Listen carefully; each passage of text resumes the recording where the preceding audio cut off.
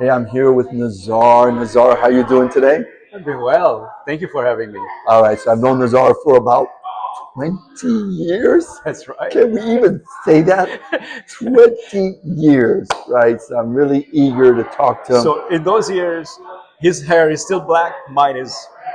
I don't know. There's some gray coming out, guys. So be aware. This is what I should look like in a little while. Okay.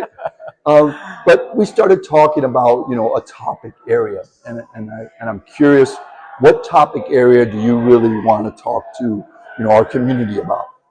So what I want to talk about is basically how the world that the younger generation is inheriting, and to a point, I think there's a little bit of sadness because there are a lot of younger people that are lonely, they are isolated, and they live in their own world, in a virtual world that they have been uh, groomed into. Can I share a personal Please, challenge here? yes, yes, yeah, yeah. When my son, okay, well, my son's right now, I think he's around 25 years old already, but when my son was young, he was really into video games. Right. I mean, obsession with it to the point where all night, and I know I had a part of it where I tried to get him to stop, but it just, that's was his passion. And I always thought to myself, weird scenario, that because he's learning that skill, that skill might be valuable in the future. So that's what my perception behind it. Okay, maybe I don't see it because you and I were probably brought up and go outside, go play. Go play. But this new generation of being on the video all the time, it is scary. So tell me a little bit more about So that. in fact, I can relate to you because when my son was growing up, when we would invite his friends to a party, they're all with a video game console, sitting in front of a TV, not talking to each other. And I know me and you, we grew up differently. We got blooded, we got muddied, and we played soccer in the rain outside, and so forth. And it worries me that the kind of world that we are I would say we are creating for our future generation is going to be a very isolating world. And I think I was talking to you earlier. I saw this movie called Ready Player One. I actually read the book. The book was even more depressing than the movie.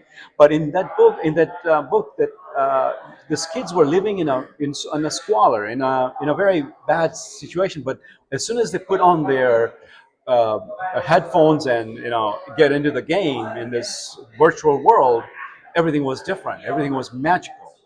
And unfortunately, the game was encouraging them all to go after this prize, which was like $250 billion or something like that. And everybody was like killing each other or harming each other to try and get to this prize. It's just such an isolated, depressing So view so of the world. so that is depressing, and that does get me down. But I want to look at the world a little different, and I want to try to say, well, what can we do about it? Like okay, we're Agree. parents, we're concerned, we're concerned about not just our sons, but we're concerned about the world.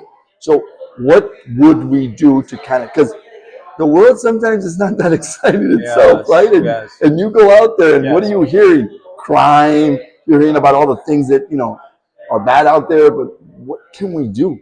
I totally agree with you there. So now, after 20 years, I have grandkids. I have two Hey, grandkids. I've got two as well. I've got two as well. Congratulations. Wow. So with my grandkids, what we try to do, and my daughter is really good about it, and what we try to do is we try to get them not to watch TV, not to look at any of the phones, and they are very young, so we can actually kind of influence them a little bit, right? As soon as they grow a little bit older, they'll have their own mind. But right now, at least there is an opportunity. So my grandson, he loves being outside. He's always playing in the backyard. He's throwing stones in the lake. He's throwing ball and all that. So we encourage that a lot. That's one of the things we could definitely do. If you're coming home, your child is playing with a video game, I would say switch it off. 10 minutes, take them out. Take them for an ice cream. Take them for a drive. It's really helps a lot to try and switch off. Get your level down and switch off all these electronic gizmos. There you heard it, guys. Switch off.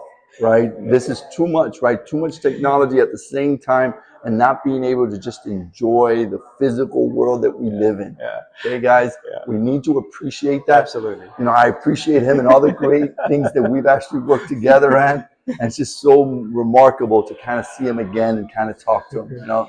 So again, this is one of the lessons learned, guys. Let's make sure we're following up with it.